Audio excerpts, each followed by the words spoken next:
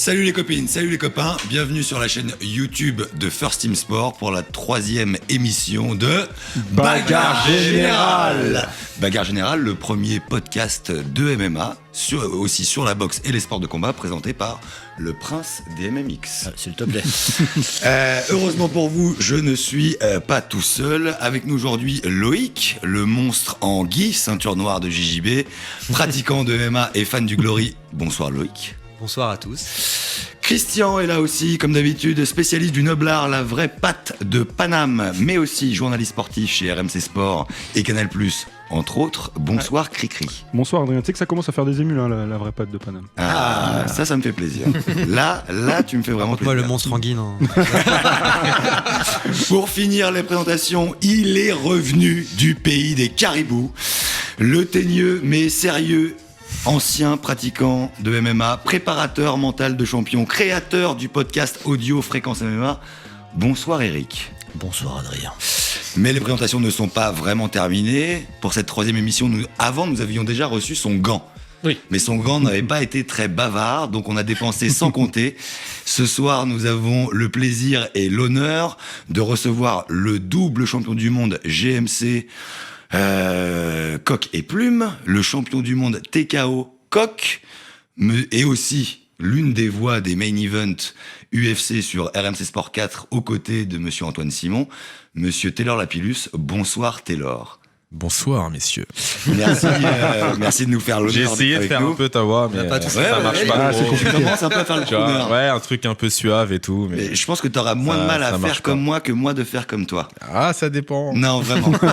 Ça dépend de quoi on parle. Ouais, alors justement, de quoi on va parler ce soir? Nous discuterons ensemble des 2 championnats du monde qui ont clos l'UFC 247, Valentina Shevchenko contre Kathleen Chookagian en mouche féminine, et le combat John Jones contre Dominique Reyes en lourd léger. Je pense qu'il y a beaucoup à dire là-dessus.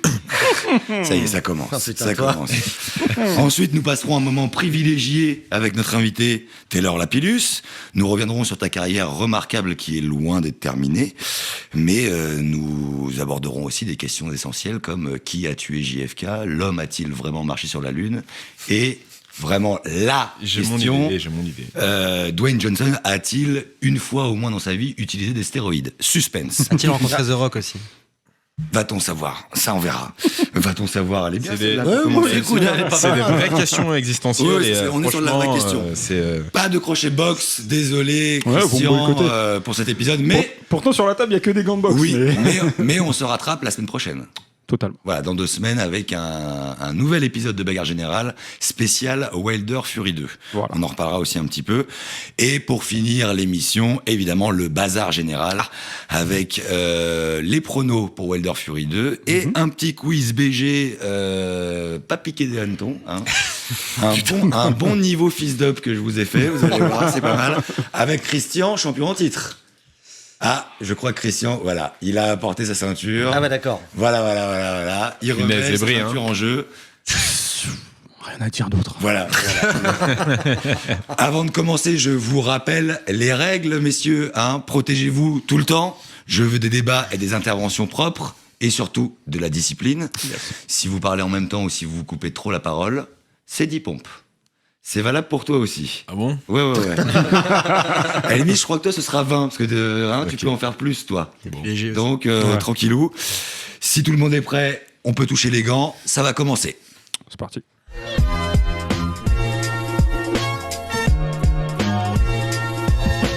Content? Ouais, c'est pas mal. Merci à cette régie hors du commun. L'UFC 247, avant de commencer, j'aimerais qu'on revienne quand même rapidement sur les résultats de la carte et vos pronos, messieurs. Parce que vous aviez pronostiqué les résultats de cette carte. Donc, on a Lewis en lourd qui s'est imposé contre Latifi à la décision.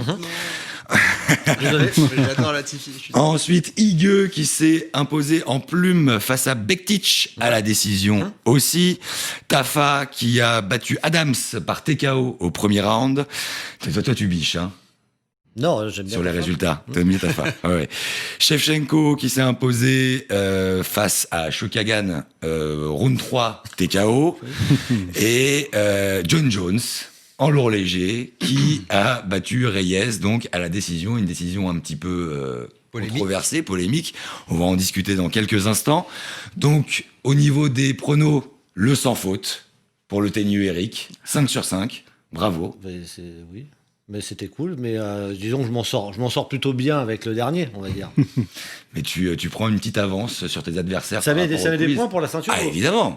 Comment Évidemment. ça Ah, évidemment. Alors, mais ouais. Ça, je suis désolé, je n'ai pas été pourquoi est-ce que prévenu. Les points on comptent. ajoute des Ça, règles je n'ai en pas cours de été route. Sache que la Non. dernière fois, le premier quiz On que j'ai n'ajoute pas gagné, des je savais règles. pas Moi, qu'il y avait une j'ai ceinture. pas fait, Oh là, ça va je l'ai pas pomper, fait les le quiz gars. la dernière fois. Non, donc, toi tu es notre invité. tu vois. Donc tout va bien. Ouais, mais moi j'ai envie de gagner la ceinture aussi. Tu peux. Bah, ça va, t'en as 3 déjà. Même plus, on reviendra dessus. Donc, 4 points pour Christian, tu en sors pas trop mal. Ouais, ouais. Et je t'ai mis 3,5.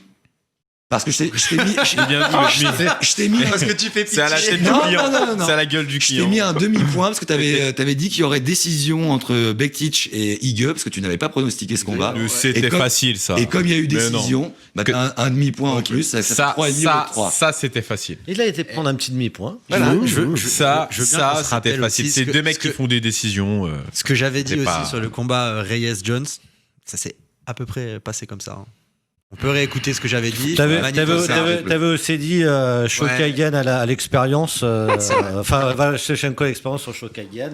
Bon, 3,5, oui. Bon. 3,5, c'est pas mal. Pas mal, c'est pas mal. Allez. On attaque. Je savais pas que ça coûtait des points. On n'a pas beaucoup de temps, les amis. On y va. Il faut attaquer. Valentina Shevchenko, la championne en titre, avec une cote de 1,07 contre 1. C'était pas celle sur qui il fallait parier. Enfin, si, il fallait parier sur elle, mais il fallait parier beaucoup. Beaucoup, beaucoup. Hein. A vaincu Kathleen Shokagan, qui elle était à 9 contre 1, la première contender de la catégorie mouche. 2 combattantes battues par l'Iscarmouche dans leur. Je sais pas pourquoi je dis ça, fallait que je dise un truc. Il se trouve que c'est vrai. Valentina avait été vaincue au C3 en 2010. Kathleen à l'UFC 205 en 2016. Et puis Valentina avait pris sa revanche lors de l'UFC Fight Night 156. Pour moi, une démonstration, un combat à sens unique, une balade de santé pour Valentina. Quel a été votre sentiment? Parole à l'invité, honneur à l'invité d'abord. Taylor, qu'est-ce que tu as pensé de ce combat? Bah, en fait, on a l'impression qu'il y a un vrai écart de niveau chez les filles. C'est-à-dire que il y a même le top 10, en vrai, il y a 2 ou 3 combattantes qui sont vraiment relevées. Sinon, il y a 3-4 combattantes vraiment dures qu'on sent limite intouchables. Et puis, il y a le reste, quoi, où à chaque fois qu'elles vont combattre contre eux, ces filles-là, on va se dire, elles vont à la boucherie. Et Shokagan, c'est un peu pareil, finalement. Il n'y avait aucune chance. Après, c'est du MMA, tout est possible, mais il n'y avait aucune chance qu'elle s'impose contre Valentina Shevchenko, quoi. Donc, j'ai envie de dire... Ça paraissait compliqué. Loïc, c'est logique, choix logique. Moi, l'expérience de Shevchenko. Bah écoute, non mais en vrai j'ai trouvé que le combat, justement tu disais qu'il y avait un peu une leçon etc. Je vous trouvais un peu sévère parce que justement je trouvais que t'avais pas non plus tant de ça une leçon sur le début du fight. Là où il y avait une vraie leçon, dès que ça partait au sol, là tu sentais que Shevchenko était largement au-dessus. Alors, Je sens que tu elle vas lui dire elle lui a fait la technique que je faisais, à mes copains à l'école primaire. Hein. C'est-à-dire que je t'attrape, je te verrouille et je te mets des Ah coups. oui, oui, quoi. non mais là-dessus c'est Enfin, magnifique. c'est assez grave de faire d'arriver à ce niveau-là à l'UFC. Et si encore elle était reconnue comme une grande grappleuse, bon à la rigueur, tout, ouais. mais pas du tout. Quand on Regarde. connaît le niveau de sol de Shevchenko, c'est effrayant de penser au niveau de sol de Shokagan du coup. Non, là-dessus je suis assez d'accord, mais j'ai trouvé que debout, c'était pas non plus une raclée qu'on aurait pu imaginer en tout cas. Après, c'est le style de Shevchenko aussi, je suis qui d'accord. toujours observe avant de casser la Mais distance. sa soumission, son TKO tel qu'elle l'a amené à la fin, je trouvais ça vraiment beau. Mais je suis assez d'accord avec Taylor sur ce qu'on disait, et on en parlait d'ailleurs la semaine dernière aussi. Il y a vraiment chez les féminines un écart qui est disproportionné. Spécialement dans cette catégorie. Dans cette catégorie-là, Shevchenko, elle est des plumes, c'est. Elle est deuxième au pound for pound derrière Nunes. D'ailleurs, c'est ses 2 seules défaites à l'UFC, c'est contre Nunes. À la décision, ce qui montre, parce que quand on sait le niveau qu'a Nunes par rapport aux autres filles du circuit, ça nous montre bien le niveau de Shevchenko, parce que mine de rien, réussir à terminer sur une décision systématiquement avec la numéro 1 mondiale. Tendu. Très serré, Ouais, le très, deuxième très combat, serré, très c'est- serré. Ça s'est joué sur un takedown. Hein. C'était un Donc, super très, beau très combat. serré, Enfin, moi, très perso, j'ai bien kiffé. Et en plus, le finish, elle avait aucune chance en dessous. Hein. Enfin, là, elle se retrouve clairement comme un lapin Crucifié. face au phare. Ouais, crucifié. Christian, ton avis sur ce combat? Tu disais que la différence s'est faite au sol. Moi, déjà, même debout, Je crois que c'est milieu ou fin du deuxième round. Elle prend un wheel kick, mais d'une propreté incroyable. Il est tellement propre que même le bruit est propre. et non, enfin, elle a été surclassée techniquement, mais ça, on s'en doutait. Moi, ce qui m'a vraiment sauté aux yeux, c'est la propreté technique, tous les gestes, comment casser la distance, comment mettre en place son crucifix. À chaque fois que ça allait au sol, Chookagian ne pouvait absolument rien faire. Au niveau des strikes, elle était surclassée. Je crois qu'à la fin du deuxième, elle est pas loin des 50. Attends, je crois que j'ai le chiffre. 48 strikes en 2 rounds. C'est incroyable. Gros volume de frappe. Gros volume de frappe. Et comme vous dites tous, il y a un vrai gap entre les meilleurs et celles qui pourraient éventuellement être contender. Je sais pas quelle pourrait être éventuellement la solution, si ce n'est que celles qui sont les meilleures dans leur catégorie osent monter en termes de poids. Voilà, c'est là peut-être que s'il y a une petite prise de risque c'est ce de que fait Amanda Nunes, elle est montée dans la catégorie des 145 livres et on a vu. Et une fois qu'elle s'était débarrassée de Chris Cyborg, il n'y a plus rien, quoi. C'est ça. Dire, après, il y a aussi la pauvreté des KT. C'est-à-dire que 52 kilos, c'était très relevé, il fut un temps, et maintenant on commence à se diriger vers le même genre de fonctionnement, avec une championne assez forte. D'ailleurs, j'ai envie de voir ce qui va se passer avec Joanna Jędrzejczyk et Weili Zhang. Mais sinon, la catégorie 52, comment elle est un peu en perdition. 57, il y a un gap énorme entre la championne et les autres. 145, n'en parlons pas. Et il n'y a que 61 où il se passe encore un truc, quoi. Mais je trouve que globalement, c'est assez révélateur de aussi l'accompagnement que peuvent avoir les femmes dans le MMA et aussi leur présence dans les clubs de MMA. Enfin, moi, je trouve que par rapport à d'autres sports comme la boxe thaï, par exemple, il y a vraiment une grosse différence dans les académies, que ce soit amateur ou pro, entre le nombre de pratiquants hommes et le nombre de pratiquants femmes. Et du coup, ça se ressent aussi sur l'encadrement. C'est-à-dire que tu peux pas avoir un coach spécifique femme dans une académie, forcément, parce que c'est normal, ça. C'est dû aussi au développement du sport. Il y a 20 ans, le MMA il se pratiquait avec à main nue. Donc, ce que je veux dire, c'est que finalement, quand tu vois l'évolution du sport, on devrait juste tirer le chapeau, quoi. Nous, il y a des femmes qui combattent aujourd'hui, et il y a des femmes qui gagnent leur vie avec ça. C'est-à-dire que la boxe, ça a pris très longtemps avant de voir une femme sur un ring de boxe. Et même aujourd'hui, il y a très peu de boxeuses qui arrivent à s'en sortir. Tu as Clarissa Shields qui tire son épingle du jeu, mais elles sont vraiment... Je crois qu'il y a moins de boxeuses connues que de combattantes de MMA connues. Oui, clairement. Donc, du coup, ce que je veux dire, c'est qu'au final, l'évolution du MMA, quand même, malgré tout, que ce soit marketing et même sportive, elle reste quand même plus intéressante chez les femmes. Après, il faut laisser le temps au temps, quoi. Je pense que de plus en plus, il y aura des gens, des filles qui vont se mettre au MMA et elles demanderont à leurs parents de plus les inscrire à la danse ou au judo et elles iront au MMA et on aura de plus en plus de championnes et un niveau plus relevé comme on a eu dans les catégories légères et dans les catégories un peu plus lourd. Mais on rappelle que le MMA est déjà le sport dans lequel la parité est la plus respectée, avec des femmes qui combattent sur les mêmes events que les hommes. Bien sûr, des femmes en main event. Au niveau des salaires, etc. Eric, ton avis sur ce combat ? Bon, ça va être très rapide. Alors, je maintiens démonstration, pas de combat. Parce que, j'ai pas surpris, malheureusement. C'est sûr. Parce que debout, en fait, dès que Chookagian essaie de striker, tu vois la différence entre quelqu'un qui donnait il n'y avait pas de puissance, il n'y avait rien, et en face, combinaison 1-2 low kick déjà. Tranquillement, en fait, elle se plaçait dans le combat, mais déjà, c'était terrible à voir la différence, le gap. Et en effet, dès qu'elle a voulu appuyer sur le bouton on, il n'y avait plus de combat. Terminé. C'est terrible. Et en effet, elle survole la catégorie. Ça paraissait impensable que Chookagian passe, mais en effet, en MMA, j'aurais pas non plus mis toute ma fortune dessus parce qu'un accident, ça peut arriver. Ah, moi, j'aurais mis ma maison quand même. Mais très sincèrement, ça paraissait juste improbable. Et si on se penche sur le reste de la catégorie, il y a quoi derrière ? Juste derrière, il y a Jessica Eye, qu'elle a déjà battu il y a 2 combats. Elle lui a mis un KO au TKO au round 2. Mais il n'y a rien. Il y a rien. À moins si elle remonte pour aller faire... Et c'est là que c'est compliqué. C'est qu'elle va, malheureusement... Elle va plafonner. Justement, c'est ma question. Qu'est-ce qui se passe après pour ces 2 combattantes ? Alors, Chookagian, c'était sa première main card, si je dis pas de bêtises, donc bienvenue. Qu'est-ce qui peut se passer après, d'abord pour Chookagian ? rien. Dans la catégorie, Ouais, j'ai aucun nul, espoir là. pour aller chercher la ceinture. Tant que... Ça paraît vraiment Voilà. trop loin. Et pour Shevchenko, maintenant, ça va devenir un petit peu ennuyeux, non? Derrière, c'est rien. Jessica Hay, a priori. Si on prend celle qui est juste derrière, ouais. elle a pris un rang au classement, donc elle est contender numéro 1. Si Shevchenko décide.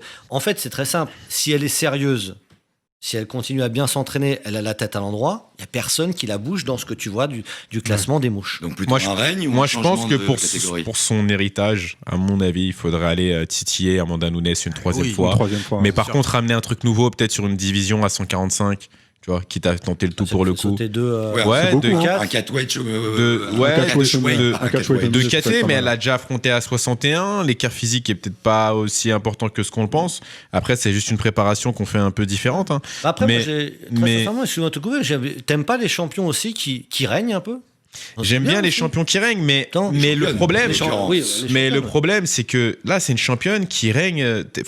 T'as un royaume dans lequel t'as aucun sujet. Non, mais attends. C'est un peu le problème. Elle a Et quand donc, même. tu veux dire, si tu veux, tu règnes, d'accord, mais il y a personne sur qui régner. oui, mais attends. Donc, Nunes, à un moment, Nunes il faut de la règne. diversité pour que ce soit beau. Dimitrius Johnson, quand il perd contre ses judos, c'est le meilleur truc qui puisse lui arriver. Après, derrière, il part de l'UFC. Ça, c'est dommage parce qu'il aurait pu enfin éclater en ayant cette revanche contre ses judos et en battant ses judos. Il y aurait un truc qui aurait été créé et ça aurait fait un petit peu une Rocky quand il perd dans Rocky 3, tu vois. Là, il a perdu, il est parti, c'est dommage. Mais ce que je veux dire, c'est que le public, à un moment donné, quand il voit un combattant très fort contre des combattants pas forts, ça les Il commence excite à- pas. Ouais, Et mais il commence à le je détester, pense parfois. le niveau de Valentina Shevchenko est juste énorme. Elle a le combat contre Nunes, beaucoup la voyaient gagnante. Donc il faut voir le niveau sur lequel la fille elle est. C'est pour ça que je pense que là aujourd'hui, il n'y a pas d'intérêt pour elle. Enfin, bien sûr, il y a un intérêt financier Oui. qui est évident, mais mis à part ça, sportivement, Pas de sa faute, hein. enfin, si c'est une athlète comme on l'entend, qui veut aller de l'avant, qui veut aller chercher les gros défis, qui veut affronter les meilleurs, etc., il faut qu'elle combatte Oui. Amanda Nunes. Il y a Ou alors un elle combat que d'une seule main. Et il y a Après- un point important sur Avec un bras dans le dos. Je vois qu'on parle de son avenir, etc. Faut pas oublier que la demoiselle, elle a 31 ans. Ouais. Faut que ça se Chez passe les vite. femmes, ça commence à. Ah, mais là, t'as vu. Non, mais les carrières, elles sont plus courtes que chez les hommes. Là, à Je veux mon dire, avis, elle là, est- tu vas commencer à avoir la jeune garde qui arrive, etc. Elle tourne jusqu'à 40. Ouais, mais, Non, ouais, c'est mais ça. franchement, En rigolant, franchement, mais je tu suis vois, super c'est d'accord. là. Je suis très d'accord avec toi. Mais là, elle a du temps. C'est-à-dire que là, son pire ennemi, c'est la vie. C'est-à-dire C'est que elle-même, en fait. son mari, qui lui dit Son pire ennemi. on fait un gamin. Non, c'est vrai, Ah, c'est ça. ça, je suis d'accord. Là, les vraies problématiques qui peuvent la bloquer dans sa carrière, c'est ça, c'est ses envies de femme en fait. Mais sinon, Il y a personne Bon, qui la bouge. en parlant de Avant que t'aies éventuellement la faire jeune un garde, enfant pour Shevchenko, il me semble qu'Amanda Nunes a Mais des c'est pas projets elle. avec C'est pas elle. sa Avec compagne. Nina C'est Anzarov. pas elle, alors c'est pas Ouais. elle qui portera l'enfant, mais elle veut être présent à chaque étape, présente pardon oui, à mais chaque elle étape. combattra. Faut faire rentrer un peu de sous Ça quand même. n'empêche Pour pas. ces Oui. projets. Pour ces projets. Je me doute Nunes bien. combattra, Mais, mais John Pour ces On va projets-là, parler faut après. faire rentrer un peu Il y de a sous. 3 ans, Donc, il s'en sort très bien. elle combattra. Ce que je veux dire, c'est que quand tu arrives à la table des négociations et que tu as une Nunes qui dit moi je veux bien combattre, mais c'est autant. Quand je dis autant, c'est plus que potentiellement d'habitude, parce que non, tu me fais sortir de mon truc avec ma compagne et tout, donc je veux plus. Peut-être que si. Ouais, mais est-ce que ça, c'est un bon argument? Enfin, moi, perso. Mais en tant que- Non mais c'est pas un bon argument, mais Non, mais on c'est peut un- pas non, lui en mais- vouloir de voilà, donner. hein. c'est un- Après, c'est un argument tu qu'elle peut vois. amener à la ça table peut des être avancé. négociations. Elle tente, hein. Je veux dire, chacun après ses arguments de négociation. Hein. Quand t'as Connor qui dit lui, dès qu'il reçoit une offre, il refuse direct. Il la regarde même pas, il la refuse d'abord et ensuite D'emblée, ouais. et il regarde la deuxième. Ouais. Tu vois, c'est une stratégie comme une autre. Elle dit écoutez, moi, je fais ma vie, je suis bien Voilà. comme ça, je gagnais des sous, j'ai 2 ceintures. Bon, si vous voulez que je revienne, pas de problème, mais C'est autant. Voilà, posé sur la table. C'est Bon. une stratégie. Là, ça a été assez cordial. Maintenant, j'espère qu'on va s'engueuler un petit peu. Il y a des chances. John Jones contre Dominique Reyes. John Jones qui lui était à 1,2 contre 1 contre le 4e contender Dominique Reyes, lui à 4,5 contre 1, donc en lourd léger. L'officieusement invaincu John Jones contre l'officiellement invaincu Dominique Reyes. Reyes était 12 victoires, 7 KO, 2 soumissions. Jones, 25 victoires, 10 KO, 6 soumissions. Une défaite par disqualification un petit peu, un petit peu particulière et un no contest pour dopage. Fait plaisir à Christian. Voilà. Ça me fait pas plaisir. C'est pas que ça me fait plaisir, Et ça existe, c'est là. donc Perte voilà. de ceinture aussi pour ces problèmes judiciaires de fuite. Aussi. Ça, C'est ouais, vrai. c'est une autre chose. Ouais. C'est hors. Il a hors jamais du temps, perdu sa ceinture éventuellement. dans la cage. En Ah, il tout a cas. quand même perdu sa ceinture pour ça. Oui. Le combat commence donc par une vraie domination de Dominique Reyes. Ouais. Vous allez revenir dessus mieux que moi. Ensuite, on a un léger réveil de John Jones, mais que personnellement, je l'ai vraiment pas trouvé très très convaincant, pour finalement aboutir à une victoire à la décision unanime pour John Jones. Notamment, on reviendra dessus, hein, un des juges qui lui octroie un 49-46, donc 4 rounds à 1, on se demande. Donc, toutes les réactions ont pu être entendues à propos de ce combat. Serré, mais compréhensible. Vol, scandale, quels sont vos avis? Honneur à l'invité, monsieur Taylor Lapillus. Je pense que c'est un combat litigieux, dans la mesure où quand t'as John Jones qui dit qu'il a revu le combat avec ses coachs, ça pose un vrai problème. Pour moi, c'est très révélateur de l'état d'esprit du gars. Ouais. C'est-à-dire que je connais pas de mec qui retourne voir le combat et qui dit ensuite sur Twitter, les gars, je l'ai revu, moi je suis confiant, j'ai gagné. Ça n'existe pas. C'est-à-dire que si tu sais que t'as gagné, tu prends pas la peine de justifier autant. Pas de doute. Donc, très litigieux. Après, c'est John Jones. Je veux dire, à un moment, moi, même si on peut dire oui, c'est serré, machin, que ça tourne à son avantage, ça me choque pas. C'est le champion, faut venir chercher le champion. Voilà. Moi, ça me choque pas. On a vu pire que ça à l'UFC. On a vu des outrageux vols par moment. Ouais. Donc, j'ai envie de dire là, voilà, c'est Dominique Reyes. Oui, il y avait une ambiance un petit peu particulière sur l'arbitrage de cette UFC. Toute la soirée, c'était un peu en bizarre. early prélim, déjà Joe Rogan au micro s'est carrément exprimé sans filtre, en disant qu'il y avait eu une victoire qui était absolument scandaleuse. Non, mais surtout, il disait qu'il y avait les juges qui regardaient pas le combat. Ça, c'est un petit peu ennuyeux aussi. En direct, tu vois, il se retourne, il ne regarde pas le combat. C'est vrai. Loïc, ton avis sur ce combat et cette décition? Alors moi, je suis d'accord avec Taylor sur... Avant tout, une petite question. Comme il n'y a pas eu de sol, est-ce que c'était un combat de merde? Justement. Ouais, t'attendais. Oh putain. Il l'avait préparé. Justement, en plus, je m'y attendais. Vu mes remarques sur les précédents fights. Non, en fait, je vais revenir sur ce que j'avais dit la dernière fois. C'est-à-dire que la dernière fois, j'avais dit que pour moi, ce combat, il serait très difficile parce que les deux adversaires, Reyes et Jones, ont des styles assez, d'après moi, proches, très très proches. Dans la créativité, premièrement, parce que les deux sont des fighters qui te sortent des coups. Des fois, tu te prends un spinning back elbow de nulle part. Là, j'ai vu un nombre d'uppercuts, mais incroyable. C'est-à-dire que ça et paf, l'uppercut qui passe des deux côtés. Franchement, j'étais impressionné. Les coups dans les genoux, un peu à la Helio Gracie de la bonne ancienne époque. Vraiment, là-dessus, j'ai été super content vis-à-vis de ce fight parce que ça suivait ce que je m'attendais, c'est-à-dire un combat ultra serré. Reyes, il avait toutes ses preuves à faire parce que, comme je le disais aussi la dernière fois, mis à part Weidman et Ozdemir, il a eu personne en face, quoi. Donc là, c'était vraiment son premier vrai mur. Il s'y est pris, mais c'était incroyable. Pour moi, Reyes, il est gagnant. Tu le vois gagner? Haut la main, non. Parce que, encore une fois, ce que disait Taylor, il a raison. Quand tu prends le champion, surtout un champion comme John Jones, qu'on appelle le GOAT, faut clairement que tu le surpasses. Et je pense que historiquement, Jones a déjà été plus surpassé que ça. Je veux dire, tu prends son combat contre Gustafsson, quand il sort du ring, il est en plus piteux état que là, quand il sort contre Reyes. Mais, encore une fois, là, Reyes, si tu prends les statistiques, il est au-dessus toutes les statistiques, elles vont dans le sens de Reyes, sauf les takedowns. Ouais.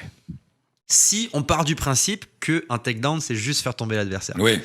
Parce que, voilà, moi, je viens du jiu-jitsu.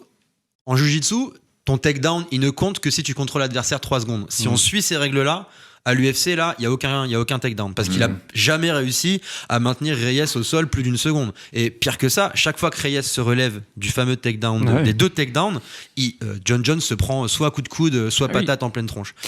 Mais c'est vrai que John Jones, sur ses précédents combats, est quand même moins convaincant qu'avant. Alors, est-ce qu'on peut vraiment se poser la question? John Jones a un GOAT protégé par l'UFC ou pas? Protégé, non. Non. Parce qu'il fait des combats qui sont quand même de très haut niveau face à des adversaires qui sont costauds. Par contre, moi, sur ce combat-là, je ressors gêné. Ouais. Je suis gêné par la décision. Alors, pas par la victoire de John Jones. Parce qu'effectivement, comme vous l'avez tous les deux dit, c'est le champion. Et en boxe, comme dans tous les sports de combat, quand il faut aller chercher la ceinture, il faut vraiment faire le truc en plus qui fait que voilà, le champion a été surclassé. Surtout, excuse-moi, je te coupe, mais on parle d'un mec qui a gagné son dernier combat de manière très litigieuse aussi. C'est-à-dire que contre Ozdemir... Je suis d'accord. D'accord. On peut... c'est litigieux, je suis d'accord. On peut se dire que bon, c'est le retour de bâton. Mais voilà. En revanche, une décision unanime...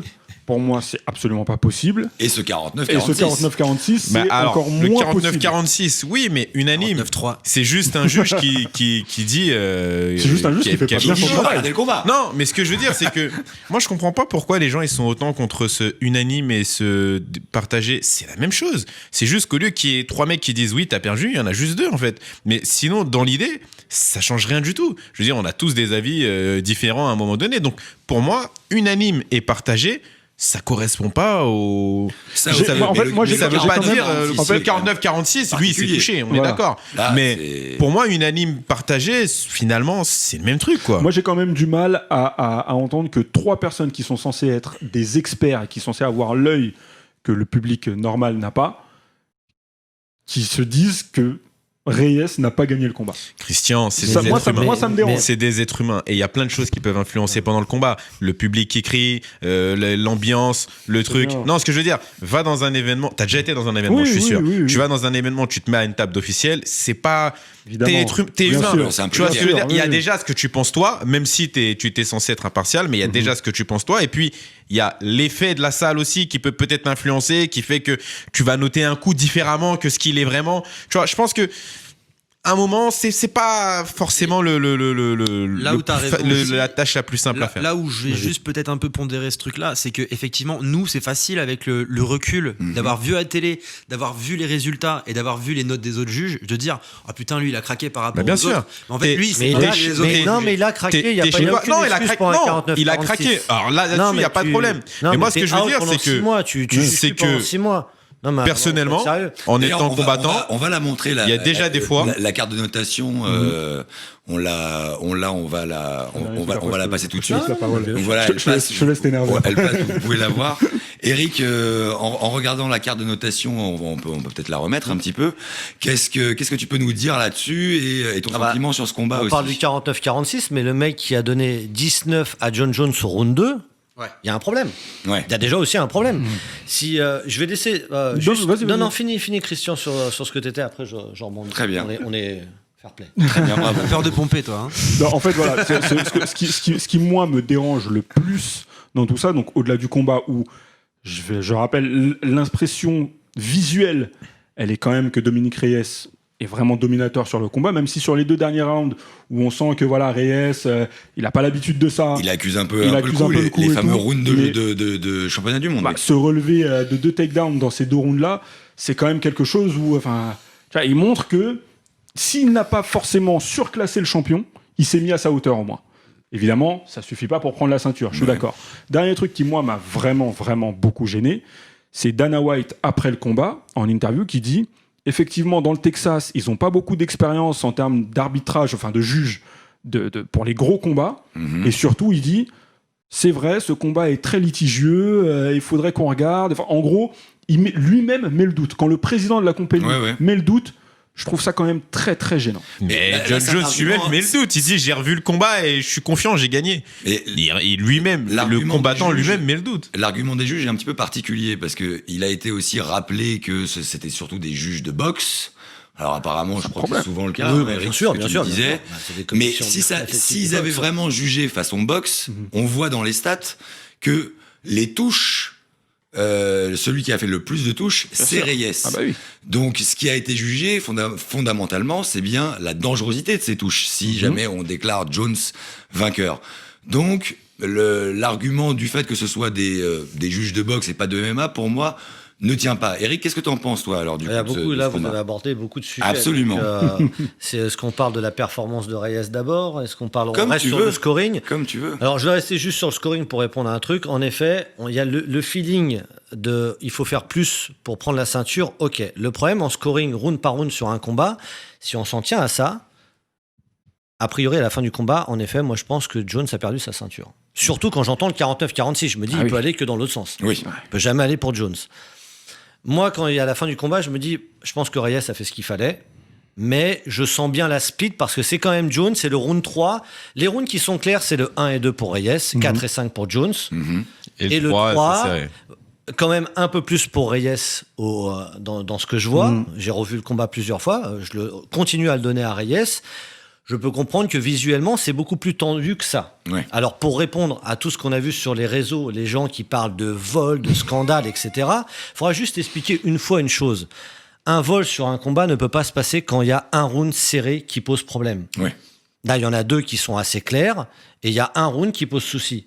Si tu te mets à déclarer vol, il y a vraiment, que ça soit le fighter qui dit j'ai été volé ou quoi que ce soit, très bien. Mais ça a été un peu trop récurrent à ce niveau-là. Moi, gardons ça. S'il y avait eu 3 49-46, c'est le plus grand scandale. Tu peux y aller. Là, c'est la haine du champion qui parle. Exactement, c'est un Eric. manque d'objectivité. On a envie de voir le champion perdre. Exactement. C'est un peu comme quand tu joues au foot, que tu es en équipe 2 et que tu dis on est meilleur que l'équipe 1. Alors que si t'es en 2, c'est John Jones. si t'es en 2, c'est pour une raison, quoi. C'est la haine du champion, quoi. Je veux dire, on veut le voir perdre. Tout ce qui va avec, le dopage, l'arrogance, etc. Mais juste pour terminer là-dessus, je maintiens quand même, Reyes a fait ce qu'il fallait pour être champion. Reyes, demain, tu sais pas s'il va avoir un rematch tout de suite, etc. Pour moi, non. Pour moi, non. Et tu sais quoi Et tu sais quoi Je pense que sa meilleure performance, c'était ce week-end. Je pense qu'il ne refera plus de performance comme ça. Ça, c'est un autre débat, Taylor. Juste, il a fait une performance. Il a fait une très grande performance. Tu verras. Il a fait. Non, mais Il refera pas de perf comme il a fait là. C'est-à-dire que là, il a tout qu'est-ce donné. qui va lui manquer La perf. On va laisser parler Eric un peu. Non, parce que là, Non, mais il m'a posé une question. Taylor, pas loin des pompes. Attends, c'est pas moi qui ai coupé. Reyes fait une vraie performance. On savait qu'il allait démarrer fort. Le seul truc, c'est qu'il a tenu longtemps. Ouais. En effet, Jones a mis du temps à se mettre en route. Jones sort des rounds de champion. Mais quand on voit Reyes attaquer le 4e dans le dur, entre les rounds, on se dit, ça va être costaud pour lui. Il est toujours là, mine de rien. Et derrière, il court un petit peu dans le 5e parce qu'il pense avoir fight gagné. Dans sa tête, il a fight gagné. Je suis désolé. Si on s'en tient round par round, il a le droit de se réveiller avec... et Dieu sait que moi, je suis pas en train de parler de vol. Et à la fin du combat, je me dis aussi, ça passe pour Jones, ça peut passer pour Jones, très bien. Mais concrètement parlant, regarde le combat plusieurs fois, tu la donnes pas à Jones. Non. Sur l'ensemble général, le feeling est un truc qu'on constate beaucoup en boxe. Ouais. Aller chercher le champion, ça devrait être un peu moins le cas en MMA sur des trucs sur des 5 rounds. Ou alors on juge un combat dans sa globalité. Et là où Jones... Alors, moi, ce que j'ai envie de dire, c'est qu'on pourrait parler d'une petite jurisprudence qu'il y a autour de ces combats gagnés avec 2 rounds sur 5. Robbie Lawler était spécialiste de ça il fut un temps. Je sais pas si tu t'en souviens. Oui. Il finissait très fort ses combats. Et il gagnait comme ça, alors qu'il n'avait rien fait pendant les 3 premiers rounds, parfois pendant les 3 premiers rounds et demi, et il te faisait 1 round et demi de folie, et le mec gagnait le combat. Mais ce que je veux dire, je suis pas choqué, Taylor, que Jones ait gagné. Non, je suis pas choqué. Il faut reconnaître aussi que Jones s'est quand même rarement mis vraiment en danger dans ses combats. Il revient dans les combats. Et tu sais quoi ? Je pense que c'est ça le problème de Jones. C'est-à-dire que c'est un mec qui est dominant, qui est persuadé que c'est le meilleur, et il a plus d'enjeux. C'est-à-dire que quand il a des enjeux en face de lui, il fait des grosses perfs. Cormier, c'était un enjeu, il l'a balayé. Gustafsson, c'était un enjeu. Fallait revenir fort, c'était une revanche. Il l'a balayé. Moi, je te le dis, s'il reprend Reyes, vous allez voir, il va faire une performance totalement différente. Dans les rematchs, on est tout à fait d'accord. Il va faire une revanche très totalement différente. À mon avis, il sait que le combat, il l'a perdu. Il est suffisamment intelligent. C'est un fighter. Il sait qu'il a perdu le combat. Je te dis, son message. Voilà. Donc, sincèrement, c'est très grave. C'est-à-dire que je sais pas comment son coin l'ont laissé faire un truc comme ça. C'est-à-dire que, en fait, c'est un aveu de culpabilité que tu es en train de faire. Totalement. Tu dis. Qui se justifie s'accuse. Exactement. Culpabilité, peut-être pas, mais faiblesse, oui. Exactement. Pour terminer, avant de te laisser la parole, rebondir sur ce que tu as dit, parce que c'était un de mes arguments. Un petit peu de retour de bâton. Reyes, très sport dans la cage. Il continue un peu à se répandre après. Tu as ce spot-là aussi en passant à Ozdemir avec une victoire que beaucoup voyaient chez Ozdemir et pas chez toi. Donc, voilà. Moi, ça arrive dans le sport. Je la voyais chez Ozdemir, par exemple. Beaucoup. Ouais. Beaucoup. Juste, moi, je voulais rebondir un peu sur les qualités que Jones a quand même réussi à mettre dans la cage, parce qu'il y a des choses sur lesquelles il a été très très fort. Et c'est des choses qui sont très caractéristiques de Jones. C'est notamment la capacité qu'il a de maîtriser ses adversaires contre la cage. Il a été dominant là-dessus. Quand on regarde les statistiques, il a été dominant donc sur 3 choses. Tout à l'heure, je me suis trompé, j'ai dit 2. Il a été dominant sur les takedowns, 2 contre 0. Il a été dominant sur le contrôle contre la cage, largement. Et là où il a été aussi dominant, c'est sur les attaques, sur les kicks aux jambes. Pareil, il en a fait plus que Reyes. Mais bon, de là à dire... moi, d'après moi, quand t'es combattant, tu le sais que les coups à la tronche, ça t'affaiblit plus que quand même, les coups aux jambes. Surtout quand là, c'était pas non plus la grosse majorité des coups. Mais c'est important de préciser cette histoire de contrôle contre la cage parce que c'est un peu une signature aussi de John Jones et ça lui vient un peu de son passif d'ancien lutteur universitaire de lutte gréco. Et je trouve que c'est la vraie différence par rapport à d'autres, parce que Reyes a aussi un passif de lutteur, mais plutôt de lutte libre. Et j'étais étonné que justement ce combat se règle pas un peu plus à la lutte. Alors je sais pas si tu voulais du sol. mais moi pas forcément du sol parce que c'est pas le style des deux. Bon, même si Reyes a des victoires par soumission. Une très belle takedown defense de Reyes tout au long du combat parce j'étais que très très on impressionné. peut pas reprocher à Jones de pas avoir essayé d'emmener Reyes au sol. Ah clair, oui, bien sûr. c'est clair. Et les 2 fois où il l'a fait, c'était. En fait, moi j'ai eu l'impression que ça a été un peu. Moi, les 2 premiers rounds, je me suis dit, il fait quoi en fait ? Pourquoi il essaie de boxer alors que il est clairement meilleur que lui en lutte ? Et quand j'ai vu enfin au 3e round qu'il attaquait les jambes, je me suis dit il était temps que tu te réveilles. Il y a 2-3 takedowns qui sont un petit peu désespérés quand il les envoie, puisque c'est un aveu aussi de faiblesse sur les positions de striking. Pour moi, quand je vois ça. Parce que rarement mis en danger, mais souvent quand même dépassé dans les échanges de striking. Il revient bien après, avec de la pression. Il est usant, il fatigue avec cet octogone contrôle, il fatigue, mais il n'en a pas fait grand-chose. C'est-à-dire qu'on a vu. Ça reste quand même un fighter d'élite, mais on n'a pas vu de génie, on n'a pas vu de magie chez lui. À un moment, on s'est dit, bon, il va switcher, surtout quand il y a un petit peu de baisse de régime chez Reyes. On dit, l'autre, il va enclencher et puis il va aller chercher le truc, et ça sort pas. Est-ce que vous avez pas l'impression que sur la fin, moi, Reyes, l'impression que j'ai eue, et c'est peut-être ce qui a joué en défaveur de Reyes malheureusement, c'est qu'à la fin du 5e round, il peut pas en faire un 6e. Non, il est cuit. Il est cuit. Alors, la dernière impression dans la tête de Jones, il fait quand même 5 rounds avec John Jones. Je suis d'accord. Mais je trouve que Jones à la fin, tu lui dis OK, on fait un dernier round. Parce qu'ils n'ont pas vécu le combat pareil. Après, c'est une question de comment tu vis ton combat, quoi. Je veux dire, si tu le vis, c'est très compliqué de vivre un combat en étant le dos contre la cage. C'est vraiment difficile. Ça pompe une énergie incroyable. Donc, je pense que de là, John Jones, c'est un champion pour ça. Il sait très bien le faire. Il fait ça à chaque fois. Donc, faut vraiment pas minimiser en fait cet effet-là, de cette pression qui l'impose constamment et qui vient peu à peu user ses adversaires. C'est pour ça qu'il se refait aussi sur la fin, parce qu'il sait que cette fatigue-là qui s'est accumulée pendant tout le combat, il va pouvoir capitaliser là-dessus vers la fin. Oui, il l'a déjà fait, mais le truc, c'est qu'il y a aussi un aspect, je vous pose aussi la question, c'est l'usure d'être à ce niveau-là pendant plus de 10 ans maintenant, qu'il roule sur les lourds légers. Tu la vois aussi. Bien sûr. C'est-à-dire qu'à un moment, il y a l'âge, il y a tout ça, il y a plus d'enjeu, il y a plus rien. On parlera de la suite pour lui après, mais ça doit se ressentir. Et son coin aussi est à son image. C'est-à-dire qu'à un moment, on sent jamais l'urgence à un moment de lui dire t'es derrière. Parce que c'est John Jones. Oui, d'accord. On a pris là, il s'en sort extrêmement bien. Non, mais là-dessus. Et c'est pas la première fois. Ils ont pris le rythme de la victoire. C'est tout. Ça veut dire, je vais te donner un exemple personnel. La dernière fois, j'étais dans un repas et tout, je discutais, j'étais avec ma femme, machin, etc. Ah, on a du petit détail croustillant. Et il y a quelqu'un qui a dit, mais t'es pas inquiète quand il va combattre et tout? Elle dit non, je sais que ça va bien se passer.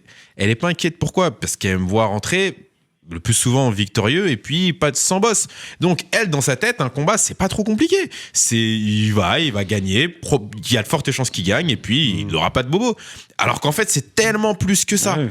Mais elle est pas habituée à ça, donc elle est jamais affolée. Ce que je veux dire, c'est les gens s'affolent sur ce qu'ils connaissent finalement. Et le coin de John Jones, quand t'as un mec qui gagne, qui sort de 1 an, 2 ans d'inactivité, le mec revient, il regagne, il redevient champion, il se fait serrer pour dopage, il revient, il regagne encore. Putain, tu te dis que ce mec-là, il pourrait ouvrir la mer en deux, quoi. Donc, du coup, est-ce qu'il n'y a pas un complexe de supériorité chez John Jones? Moi, je pense qu'il y a clairement, et ça se voit sur les 2 premiers rounds. Sans doute que si. Mais c'est familial, hein, parce que les deux, il faut pas oublier d'où vient John Jones. John Jones, c'est une famille incroyable. Champion de l'UFC, ses 2 frères, et tous les 2 champions de NFL en football US. Je rappelle qu'il y a quand même une année où les 2 frères se sont combattus l'un contre l'autre en finale du Super Bowl. Enfin, je veux dire, la mère, elle a des gènes. Je vais me permettre un truc. On ne dit jamais finale du Super Bowl. Attention. Ouais, le Super Bowl, c'est la finale. On dit Super Bowl, c'est un la finale du championnat. On a aussi vu la grand-mère Jones. Donc ça y est, c'est une nouvelle mode à l'UFC. On vient avec sa mamie. Toute sa famille, voilà, c'est ça. C'est Ronnie avant, maintenant Jones. Alors, bon, avant justement de passer à la suite pour ces 2 combattants, et puis j'aimerais aussi votre réponse un peu plus claire sur notre question. Eric, tu en as parlé. Le fair play de Reyes est à noter. Tout à fait. Il a été vraiment très très classe dans la cage après l'annonce de la décision. Trop, tu trouves? Énerve-toi un peu. Tu t'es fait entre guillemets carotter. Mais tu peux montrer que t'es mécontent. Justement, entre guillemets, Ça j'ai mis des dépend. guillemets. Tu sais quoi? Je trouve que c'est important à Tu sais noter. quoi? Ta meilleure défense, c'est le public. Il est pas, il est, Ça il est Ça bien sert, intelligent ça sert dans à sa rien, réaction, ça il est sert à rien de intelligent. se prendre la tête avec les gens. Tu Dans sa t'attires réaction, juste des il mauvaises est- foot. il est Parfois, tu sais quoi? Faut juste laisser passer et il y a quelqu'un qui va te venger. Ouais, mais T'inquiète pas. sans Il y a forcément quelqu'un dire, qui parlera pour toi et qui dira c'est abusé. Sans Notamment forcément le fils dire de au- Dana White, J'ai vu cette interview, c'est très marrant. qui a C'est dit à très son marrant. père, mais c'est pas normal, Ouais. pourquoi est-ce que Reyes a pas gagné, etc. Non, mais sans forcément t'épancher au micro de Joe Rogan et dire ouais, je me suis fait voler et tout. Dire que voilà, ok, il m'a battu, c'est le champion, il n'y a pas de souci, mais moi je demande en gros. Oh, il dit à quand mes même yeux- qu'il a gagné. Ah, il a quand même dit que Ouais, lui, ça, il se voyait ça, devant ça, sur les ça, 3 ça, premiers ça. rounds. Il dit quand même qu'il gagne le combat. ouais. Pour Moi John j'aurais demandé Jones, quand revanche même. sur le champ. Un record, 14e victoire dans un combat pour le titre. Ouais, Il dépasse dépasse JSP c'est incroyable. qui était à 13. Ça par contre c'est fort. Incroyable. Donc, John Jones, un GOAT protégé, selon vous? Non, c'est Non. relativement normal. Non. ce qui s'est passé. Et moi, j'ai il n'est pas répondu- protégé. Et je J'ai pense répondu que là-dessus aussi, s'il devait perdre, ça arrangerait les affaires de l'UFC. Bah, Pour tu mieux revends vendre derrière tu le vends un combat. retour. Tu vends truc. une revanche. Et l'argent, il est très intéressant. Aujourd'hui, Jones, il en est à un point où une revanche lui ferait du bien. Un mec comme Conor, c'est la poule aux œufs. C'est-à-dire que là, ils ont fait de l'argent, bien sûr, avec son retour et un peu où il avait changé, machin, etc. Tout ce qu'ils avaient fait autour. Mais au moment où il perd, on veut pas qu'il perde. On veut juste qu'il revienne et relancer la machine à argent, tu vois. Là, un mec comme John Jones, ça a du sens qu'il perde. Il est là depuis longtemps. Heureusement pour lui qu'il ait été champion à 22 ans. Ah parce oui. que- Le plus jeune champion de la nouvelle ère de Si- l'UFC. Non, c'est Sinon, incroyable, ça. enfin, ça aurait été compliqué, quoi, tu vois. Donc, ce que je veux dire, aujourd'hui, il y a un sens à 3 ce ans. qu'ils perdent. Ça pourrait être intéressant qu'ils perdent et qu'on puisse monter un truc autour de ça sur le champion qui s'est Reyes 2, Reyes 2. Moi je suis désolé, Taylor, je suis persuadé. Alors, à moins que toi qui est Il passera pas à combattant, Reyes sur une deuxième. Tu penses Bah, justement, vraiment, c'est la question tu penses d'après. qu'il a atteint un plafond? Il passera pas. Qu'est-ce qui se passe après pour les deux combattants? Une revanche ou autre chose? Une montée en lourd pour Jones? God Qu'est-ce- protégé, on a fini. Juste à God protégé. Non, bah alors vas-y. Protégé selon toi, oui ou non? Non, dans le sens où quand même, faut préciser pour tout le monde que les commissions et les juges, c'est indépendant de l'UFC. Ouais. L'UFC les choisit pas. L'UFC est en rogne assez souvent contre les juges. C'est vrai. C'est un panier de crabes. Hein. Avant qu'ils changent ce système-là, toi, le spécialiste de boxe, ce C'est n'est pas horrible. adapté C'est le horrible. 19 pour le MMA. On est bien d'accord? Ce n'est pas adapté. On est face à des mecs qui ne connaissent pas des défenses de sol, qui ne connaissent pas le clinch, qui ne savent pas juger un combat. Donc on a une majorité, je parle. Il y en a quelques-uns qui sont bons. Donc dès que le combat devient un petit peu serré, un petit peu compliqué à lire, Ça devient n'importe quoi. voilà, ils sont là en train d'espérer. J'espère qu'il va le foutre KO. On joue à la loterie, quoi. Donc Concrètement, c'est un petit voilà. peu un problème avec les enjeux. C'est un problème pour quelqu'un comme Dominique Reyes, qui en effet avait cette opportunité-là, a fait le combat qu'il fallait faire. Et peut-être, tant que Jones est là ou quoi, mais peut-être que ça ne se reproduira pas de la même manière pour lui. Peut-être qu'il n'aura pas la même forme. En tout cas, on lui a enlevé un petit truc. Voilà. Après, je ne suis pas, encore une fois, je me range toujours et je ne vais pas me dénigrer là-dessus. Je ne pars pas de vol. Pour moi, il n'y a pas de vol. Il n'y a pas de scandale absolu. Mais il peut l'avoir un petit peu là en se disant merde, j'ai fait ce qu'il fallait. J'étais C'est pas loin. passé, je sais, voilà. Mais de mecs protégés, Non, suis non, pas d'accord. je pense Non, que non, la non. légende, le champion, tout ça, en effet, quand il juge, même Ça en fait si partie, hein. le juge, s'il aime bien Jones ou quoi que ce soit, il y a peut-être un petit manque d'objectivité, mais c'est compliqué à lui en vouloir. Le mec, par contre, je termine, hein, 49-46, faut plus le voir. hein. Plus jamais. Au bagne. Ouais, lui, il a abusé quand même. Non, mais bon, Alors, pour lui, on espère qu'il sera plus là, mais pour les deux combattants, qu'est-ce qui peut se passer après? Une revanche? Une Immédiate. montée de Jones en lourd? Revanche immédiate, je suis assez d'accord. ouais. Revanche Immédiate. immédiate? Bah, Au moins, il y a t'as eu réglé. une polémique tellement grande là-dessus que obligé. ouais. Et même Jones a accepté, je crois. Une Alors, revanche Jones, immédiate, Jones lui a dit on aura une revanche et ça sera un fight de dingue. Maintenant, moi je suis Jones, c'est bon. Là, les lourds légers, c'est bon. Lourd. ouais, pour moi, Lourd. en lourd, ça. Puis C'est pourquoi, bon. pourquoi pas une revanche en lourd? 14 combats victorieux. Là, il a ce record-là pour, Ça va pour un être titre. difficile à Personne ne le reproduire. reprendra. Personne Ça. ne Ouais. Ça va être très difficile à reproduire. Monte maintenant. Monte. Et tu crois qu'il a une chance dans la catégorie Alors, dessus bah, Moi, juste- pour moi, c'est Moi, justement. compliqué de ouf. Aussi- Il a pas le physique. Hein. Alors, moi, je... Si, Non, si, mais si. je veux dire, il est trop longiligne. Si, Ah, si, non, non, il a- non, oui, non, oui, c'est une justement. masse. Si. Il va avoir une... Il est très costaud. Et quand il monte, il monte vraiment très très haut. T'imagines contre un Miocic ou justement, c'est-à-dire qu'il va il peut garder son agilité tout en prenant de la force. Ah ouais. Il a une intelligence du combat qui est exceptionnelle.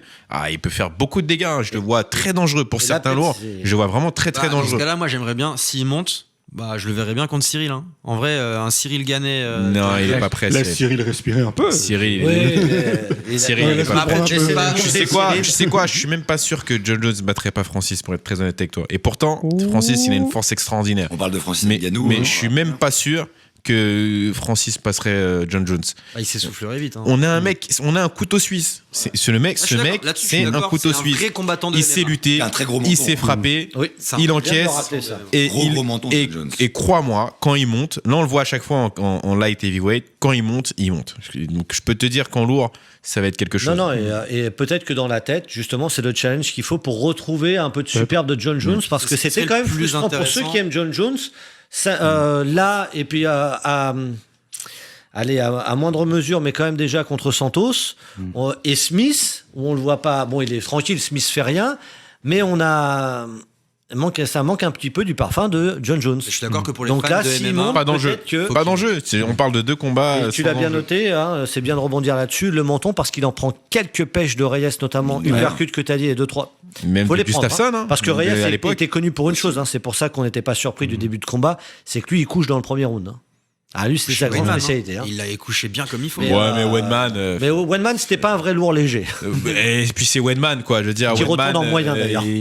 Wenman, il a déjà perdu 6 ou 7 vies, quoi. Je veux dire, les gars. Si on était dans Mario Kart, il serait en game over déjà, je vous le dis. Donc, sincèrement, non, Wenman, on peut pas. Pour moi, c'est pas une référence, Wenman. Messieurs, il faut qu'on avance un petit peu parce qu'on a quand même un programme à respecter, le temps tourne. Et nous allons passer à l'entretien avec notre invité, Taylor Lapillus.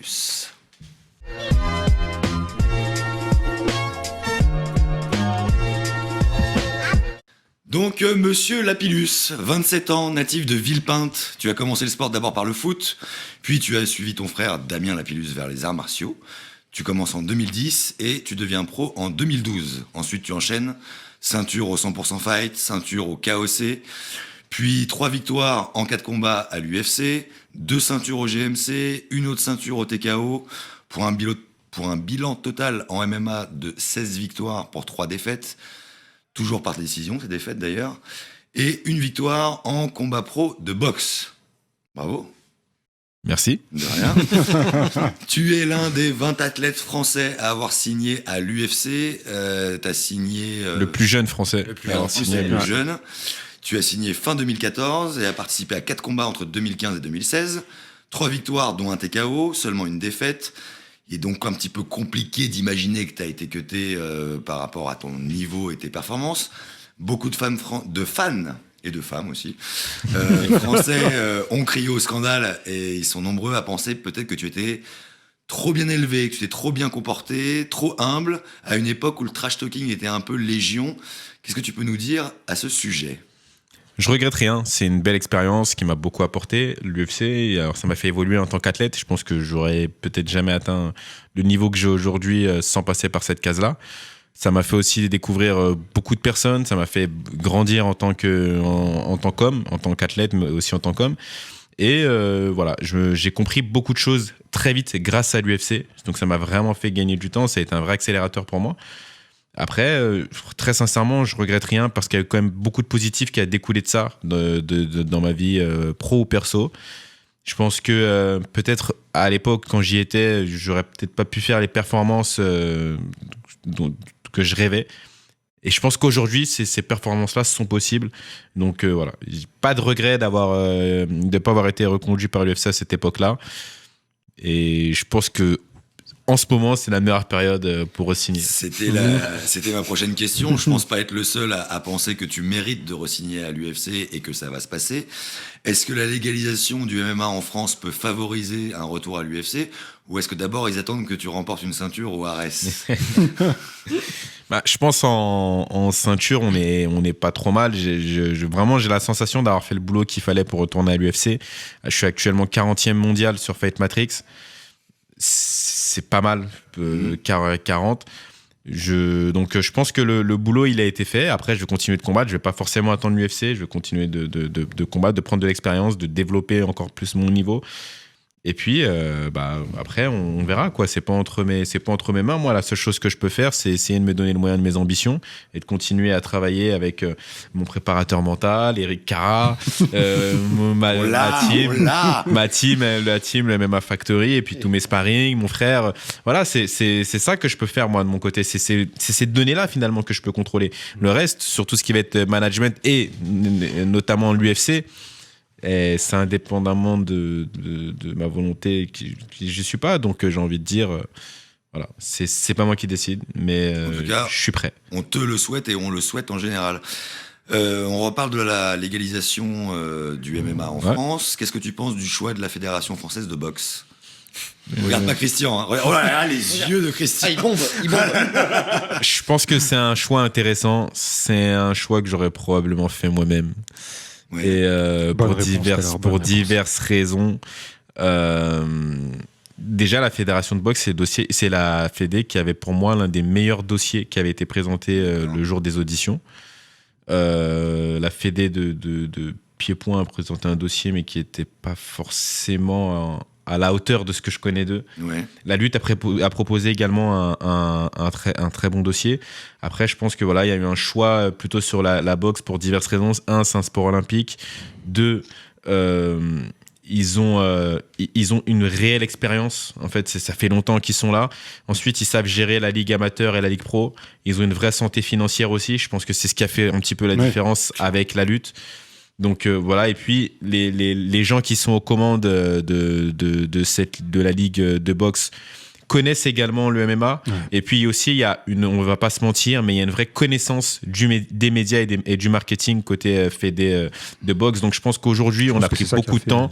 Et si on veut rentrer un petit peu dans accélérer les choses, pour moi, la fédé de boxe, c'est la meilleure fédé qui pourrait apporter, qui peut apporter ça au MMA. Alors après, est-ce que c'est la plus légitime parce que la boxe, est-ce que c'est la lutte parce qu'il y a de la lutte dans le MMA? J'ai envie de dire que même la fédé de Kung Fu aurait pu être légitime à avoir le MMA, dans le sens où le MMA, c'est un sport qui est hybride, qui abrite beaucoup de sports. Donc à partir de là, tu prends n'importe quel sport dit de combat et il est légitime. Oui. Donc j'ai envie de dire que c'est un faux débat en fait. Le vrai débat, c'est quelle fédé pourra apporter au sport la légitimité qu'il veut. Et je pense qu'aujourd'hui, sur toutes les fédés, c'est la fédé de boxe qui peut plus faire ça. D'accord. D'ailleurs, pour rebondir, pour moi, si on partait du principe que c'était un entretien d'embauche, tu mets tous les CV sur la table. Le meilleur CV, c'était la boxe anglaise.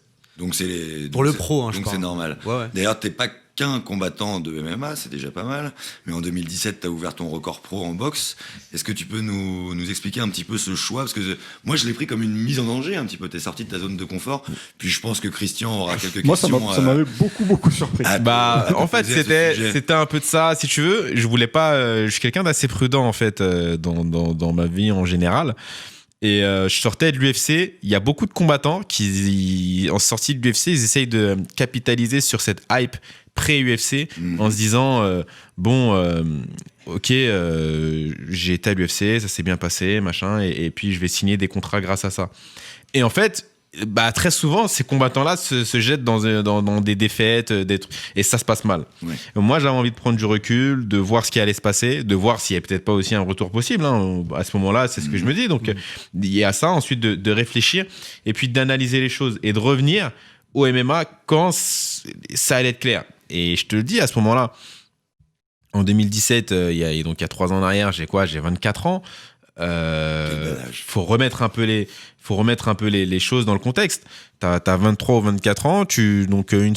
Aujourd'hui, t'es combattant UFC sponsorisé par Reebok, équipementier de l'UFC. Ouais. Et puis une semaine après, t'es au chômage en fait. T'es plus sous contrat avec l'UFC et t'es plus sous contrat avec Reebok parce que j'apprends la même semaine que je suis plus avec Reebok, que je suis plus avec l'UFC. C'est réellement, c'est banqueroute. T'es pas rancunier. Donc, non, je suis pas rancunier parce que, très sincèrement, chacun fait ses choix et je pense qu'il y a des choix stratégiques, c'est le business, faut le comprendre. Et donc, aujourd'hui, j'en ai été victime. Demain, peut-être que c'est moi qui causerai une victime à cause du business et peut-être que je serai, à un moment donné, j'en bénéficierai d'une manière positive. Donc, c'est le business, faut juste comprendre comment ça marche, en fait. Comme ça, on n'est pas surpris et il n'y a pas de mauvaises idées. Après, malgré tout, quand ça se passe, bah forcément, il y a un peu d'ego qui prend le relais, qui prend le pas en se disant, ok, j'ai fait le boulot, pourquoi ça s'est produit, pourquoi, tu te remets en question, tu te dis qu'est-ce que je vais faire, et c'est pas mal de petites questions existentielles en vrai, surtout quand t'es jeune et que tu te dis, bah je me voyais jusqu'à 40 ans à la Randy Couture à l'UFC, quoi. Ouais. Donc, du coup, voilà, qu'est-ce qu'on fait, on sait pas trop. Il s'avère que j'ai toujours aimé la boxe anglaise. Là, une opportunité de boxe. Voilà, c'est l'occasion qui s'est présentée aussi. Voilà, il y a aussi eu un peu l'occasion qui a fait le larron, on va pas se mentir. Après, moi, je me suis dit, ok, ça me permettait un petit peu de patienter, de pas prendre de risques de ma carrière, mais néanmoins, ça me permettait de me réinventer, de toucher à autre chose, voir un autre milieu. J'ai adoré cette expérience que je pourrais reproduire d'ailleurs si jamais. Là, tu me parles. Si Là, tu me parles. jamais, Je crois qu'il faut donner la parole à si jamais ça se présentait. Il boue, là. Non, parce Donc, que c'était une de mes questions. donc voilà, c'était une vraie bonne expérience et je suis vraiment content de ce qui s'est passé. Je me suis bien préparé. J'ai été à l'INSEP. D'ailleurs, je remercie l'INSEP qui m'a vraiment bien accueilli à ce moment-là et son DTN, je crois, si je dis pas de bêtises, John Dovey. Je crois que c'est son poste. C'est bien ça. Voilà, donc son DTN, John Dovey, qui m'a vraiment bien reçu, qui m'a fait tourner avec les gars, qui m'a intégré dans le groupe, dans le groupe France tout de suite. Donc c'est finalement, voilà, c'est que des bons souvenirs. Et ce que j'en tire, c'est une évolution aussi de ma boxe, parce que forcément, je me suis beaucoup entraîné pour pouvoir faire ce combat. Et toutes ces capacités-là, je les ai gardées finalement, et j'arrive à m'en servir en MMA. Christian, je sens que t'es chaud bouillant, t'es chaud patate. Je te laisse, t'es l'heure la pilus, vas-y. Bah non, tout ce que tu racontes, c'est très très intéressant, notamment d'un point de vue de la boxe. Est-ce que dans un avenir plus ou moins proche, vu qu'il y a quand même un mariage de raison entre la boxe et le MMA, est-ce qu'un crossfight avec un boxeur pour éventuellement une ceinture de champion de France, est-ce que ça pourrait t'intéresser si la somme d'argent qui t'est proposée alors, il n'y a pas que l'argent. Je sais qu'il n'y a pas que l'argent, mais là, ça peut aider. Là, dans ce que tu énonces, c'est plus qu'un combat de boxe. Tu sais, chaque combattant combat pour des raisons. C'est-à-dire que tu as des combattants qui combattent pour l'argent et je pense qu'eux ne durent jamais très longtemps. Et puis, tu as des combattants qui veulent faire partie de l'histoire, qui veulent faire partie de quelque chose, écrire leur nom sur un truc. Et j'ai pas l'ambition de dire que on dira mon nom dans les manuels d'histoire de l'école, tu vois. Mais malgré tout, j'ai quand même envie de faire quelque chose dans mon sport et le sport en général. Donc, étant combattant de MMA, si je pouvais combattre pour une ceinture et en plus une ceinture de champion de France, tu sais, je suis assez chauvin, j'aime assez mon pays et tout. Voilà. J'ai envie de te dire que si ça se présentait, ouais, je sauterais deux fois qu'une et je ferais en sorte de rentrer avec la ceinture à la maison. Et d'un point de vue plus global, est-ce que à l'avenir, est-ce que tu vois ce genre de combat-là se renouveler ? C'est-à-dire, je pense qu'on voit plus de combattants de MMA venir à la boxe que de boxeurs aller au MMA parce que c'est une prise de risque qui est quand même assez considérable. Je sens que ça te gêne. Non, j'avais un petit. Non, il acquiesce. Non, j'acquiesse. Je suis tout à fait d'accord. Ok, très bien. Mais non, surtout. Pour répondre à ta question, ça va dépendre de la proposition, de l'opportunité. Parce que moi, j'ai un rêve. Et du timing. Voilà sur quoi ça va se jouer. C'est quoi ton rêve, Christian ? Je sais pas s'il faut que je le dise dès maintenant. Dis-le. C'est un peu tôt. C'est un peu tôt. Allez, dis-nous ton rêve. Donc, on est en France. On a un poids lourd champion olympique français, Tony Yoka. Et on a un poids lourd très en vogue qui est à l'UFC actuellement, Cyril Gane. Oui. Moi, je sais pas, on a Bercy, on a des promoteurs qui sont très très bons pour faire de belles propositions. Est-ce que dans plusieurs années, parce que les deux ont des agendas et des calendriers très différents, et ils ont tous les deux des objectifs très différents, mais une fois que les deux se seront soit approchés de leurs objectifs, soit auront atteint leurs objectifs, est-ce que dans un futur très lointain, on peut pas avoir droit à un combat Cyril Gane contre Tony Yoka? Ça paraît pas. Je sais que je vais probablement me faire lyncher, y a pas de souci. J'ai aucun problème avec ça, mais pourquoi pas? C'est une proposition, je trouve. Enfin, c'est C'est une idée assez intéressante. Ouais. Pas tout de suite. Pas tout de suite, parce que les deux sont. Oui, après, occupés, mais... après, je pense en que boxe, hein, on est d'accord. ça pourrait. boxe, je pense que c'est même quelque chose qui pourrait se faire tout de suite. Il y a juste une différence un peu de hype qui est importante un petit peu entre les deux, et c'est ce qui va manquer un petit peu à Cyril pour le moment. Il a cette hype là du UFC et tout ça, mais il manque encore un petit peu de visibilité en France. Ouais. Mais je pense que si d'ici même un an, il arrive à avoir une visibilité un peu similaire à celle de Tony Yoka, parce qu'on ne sait pas les retombées de ce qu'on va engendrer la légalisation, même si personnellement j'ai une petite idée là-dessus. Mais pour le moment, on ne sait pas comment vont se passer les choses avec cette légalisation. Donc, si ça se passe très très très bien, et qu'il y ait vraiment une grosse visibilité en plus sur Cyril, c'est quelque chose qu'on pourrait imaginer d'ici les 2 ans qui viennent. Comment égaler une hype de champion olympique avec un fighter français à l'UFC? Il faudrait qu'il remporte la ceinture. Ouais, c'est ça. Il faudrait qu'il remporte la ceinture et quelque chose de retentissant. Exactement, que ce soit quelque chose, de très lourd. Nom, quoi. Voilà. Parce que non, même un gros nom, ça suffit pas. Il faut quelque chose qui parle aux Français. Tony Yoka, il en est là. Pourquoi? Parce que il a parlé aux Français à un moment donné dans ce qu'il faisait, c'est-à-dire que Rio lui a fait beaucoup de bien, il a été champion du monde. Et en fait, je vais aller plus loin, Rio a fait beaucoup de bien à la boxe. Je suis persuadé que tous les abonnements de boxe ont explosé après Rio. Pourquoi? Parce que non seulement les athlètes ont suivi dans leur performance, mais en plus, ils ont vendu un vrai truc que les gens avaient besoin à ce moment-là en France. Ils ont fédéré, ils ont fédéré les gens en fait autour d'eux. Et c'est-à-dire qu'il y a des gens qui connaissaient même pas la boxe, mais qui étaient fans de ce groupe-là et qui avaient envie finalement que tout le groupe gagne. Et ça a pas de prix. Et c'est ce qu'a vendu la fédé de boxe à ce moment-là avec Rio 2016. Et c'est là que Tony Yoka ensuite il devient le Tony Yoka qu'on connaît ensuite. Il est poids lourd, de là Canal l'approche, gros contrat, grosse exposition, et puis après voilà, la visibilité et c'était, si on le voit le plus, c'est toi le boss, quoi. Je veux dire, c'est assez simple. Pour devenir une star, finalement, c'est pas très compliqué. Il faut juste qu'on voit ta tronche à la télé. Donc, on va revenir un petit peu au MMA maintenant. Moi, je veux bien poser une question, du coup. On va pas avoir le temps, mon Loïc. Alors, vite. Hein. Moi qui m'entraîne, etc. J'ai une question. Ça fait quoi? Ça change quoi? Enfin, c'est quoi le quotidien d'un mec qui signe à l'UFC? C'est quoi tes relations avec eux?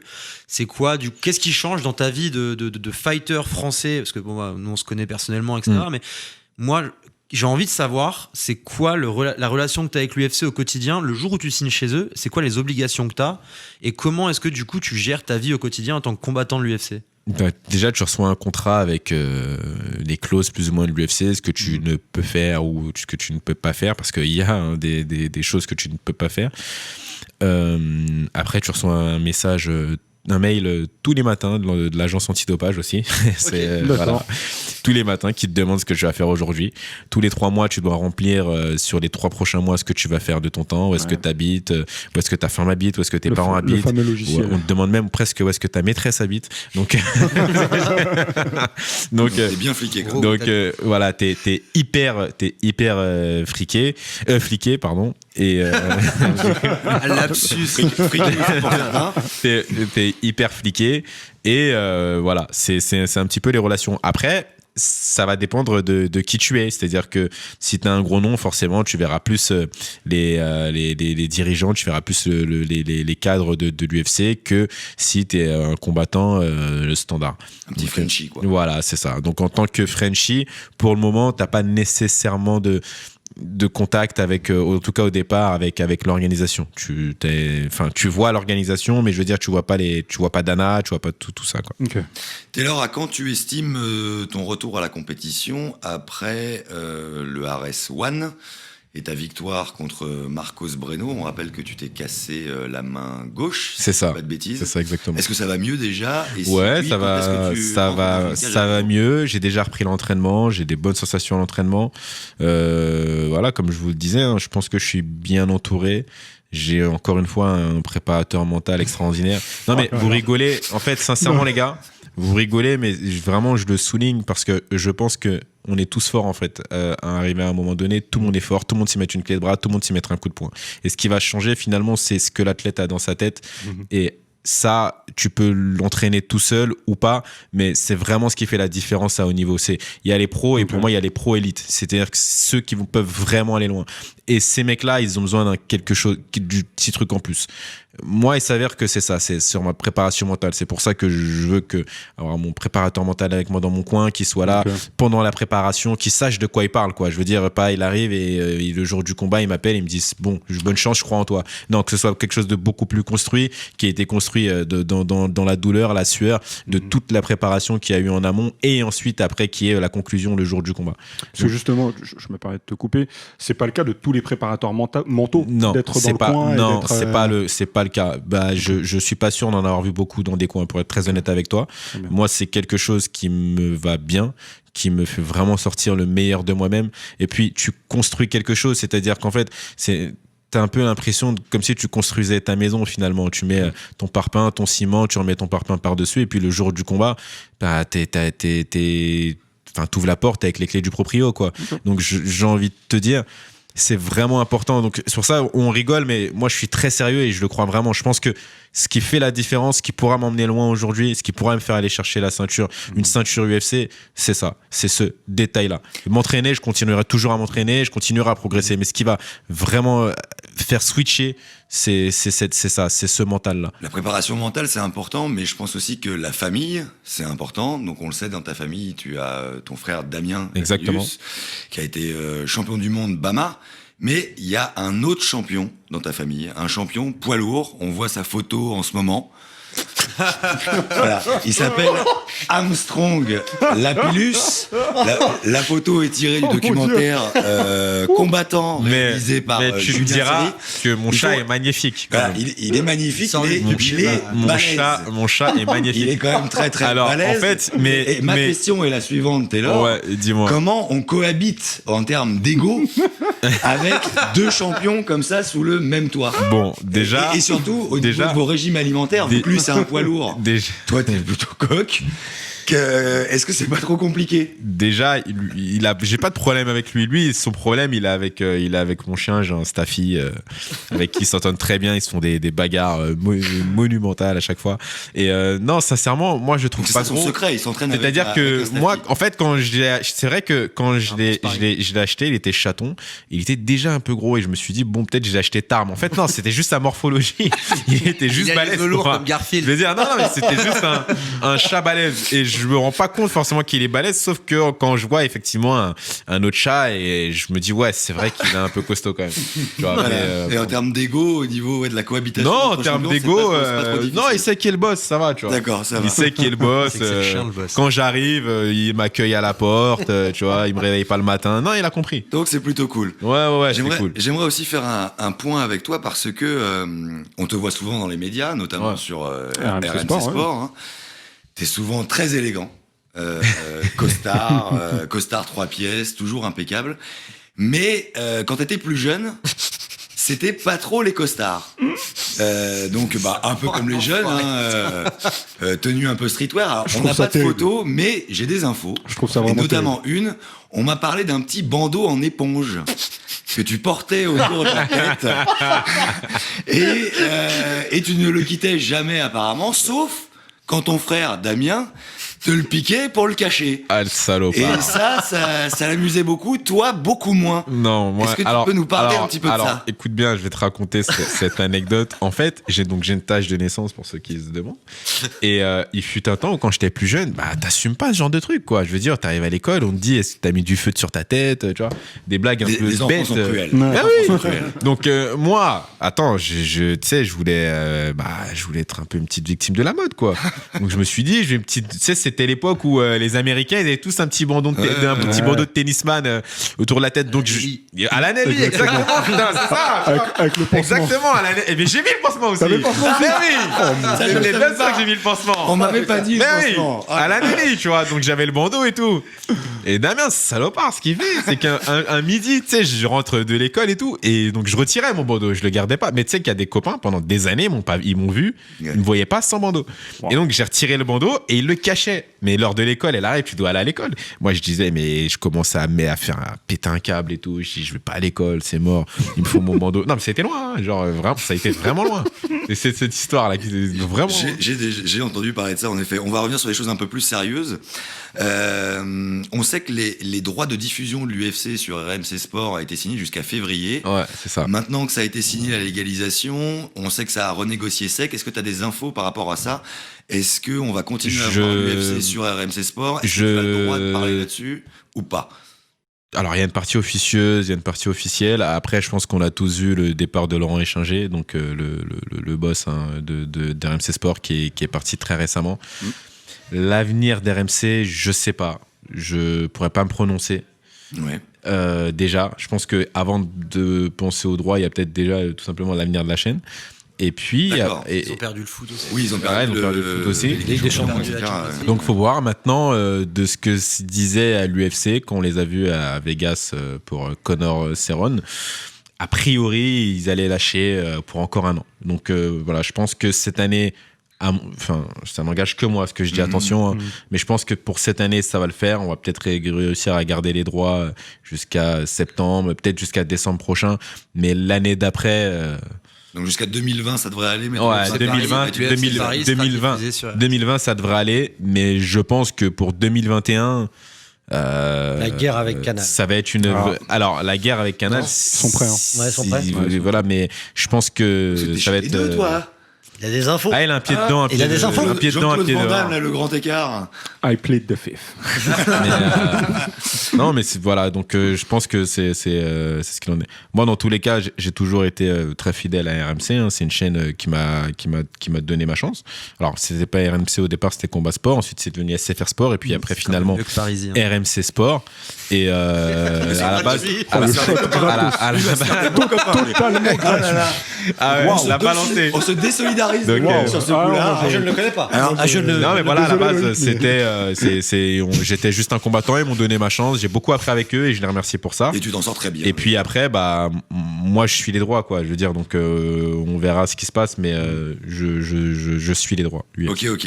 Merci Taylor. Le temps presse. Nous allons maintenant passer à la partie prono et boxe. Yes. Vous allez me développer votre avis sur le prochain combat Wilder Fury 2.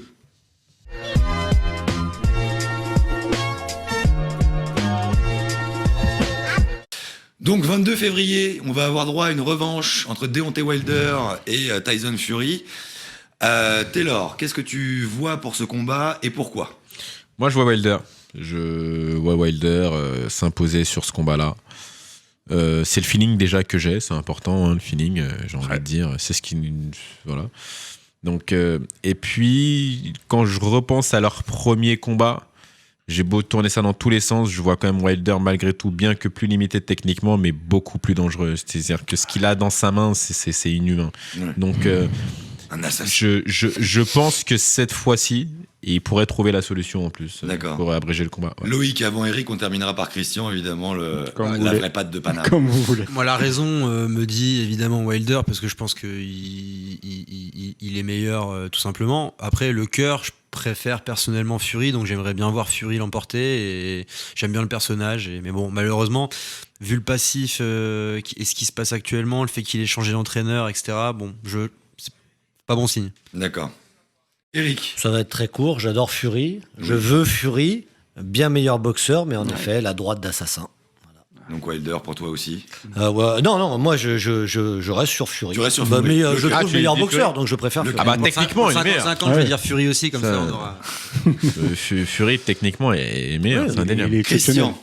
Moi, je vois Wilder par KO, parce qu'au point, il ne gagnera pas. Il ne peut pas gagner au point, selon moi, face à Fury, parce que Fury, comme vous l'avez tous dit, est un bien meilleur boxeur que lui techniquement. Le truc, c'est que Fury, il n'a pas mis KO un adversaire de renom depuis 2014. Son dernier vrai gros KO, c'est 2014. Alors, il a eu son hiatus de 3 ans où il n'a pas boxé, où il a eu ses problèmes.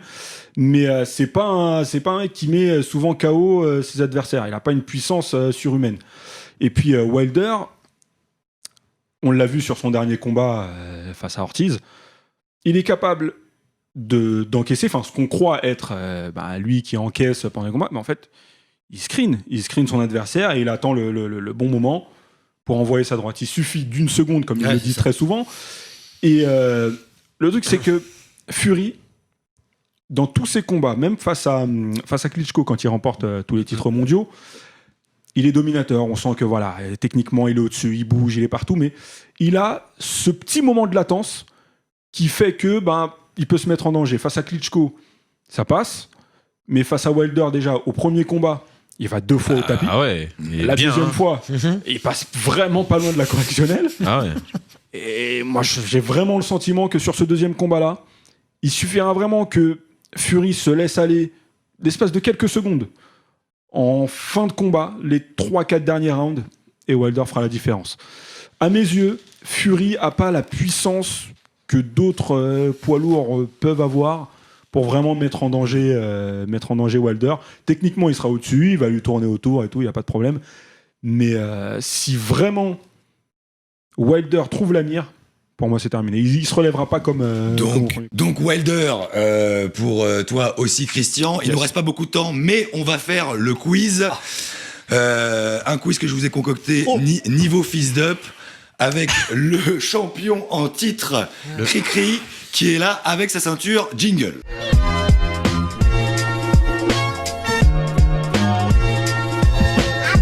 Vous êtes 3 contre 1, mais en même temps, c'est un champion. Mon Dieu. Okay. Je rappelle les scores. très équitable, les scores. 5 points déjà pour Eric, 4 pour Christian, 3,5 pour Loïc, 0 pour Taylor. Désolé. C'est pas gentil. Désolé. Franchement, c'est pas gentil. Moi, pour le bandeau, je mettrais quand même 2 points. Allez, un petit 2 points pour le bandeau éponge. Alors, on commence cette fois-ci avec des enchères. Je vous pose une question. On fait un tour de table. Vous me donnez combien de réponses vous pensez pouvoir donner. Celui qui pense pouvoir donner le plus grand nombre de réponses est écouté. S'il se trompe une seule fois, c'est mort. S'il gagne, c'est 3 points. S'il perd, c'est 2 points pour tous les autres adversaires. Sauf lui. Intéressant. Et on n'a pas de papier pour noter, mais merde. Attention, là, c'est mental. Donc, première enchère sur le MMA. À part Taylor, combien des 19 autres athlètes français qui ont signé à l'UFC pouvez-vous me citer? Taylor. Thibaut Gouti. Non. On recommence. D'abord, tu dis l'UFC. combien tu peux en citer. Tu dois d'abord dire combien tu penses pouvoir en citer. Ouais. Ah, mais attends, il me faut 5 secondes de réflexion que j'ai. On n'a pas le temps, Taylor. On est c'est tous le en but train du de les jeu. prendre, les secondes, là. On commence par Allez. Je pense que je peux en citer 10. 10. Ouh. Loïc. 7. Ah bah, en dessous, donc tu passes. J'arriverai pas à 10. J'ai pas dit. Christian, pas 10 non plus. Eric. Ah, oula, il y a un duel. Au-dessus de 10 ou pas? Oui, au-dessus de 10. Alors, combien? On va mettre déjà 12, mais je pense que j'en ai 12. peut-être un ou deux de plus encore. 12. Ben moi, je monte à 13. Vas-y. 13. 14. 14. Ouh, ça se bagarre. Putain, je sais pas si...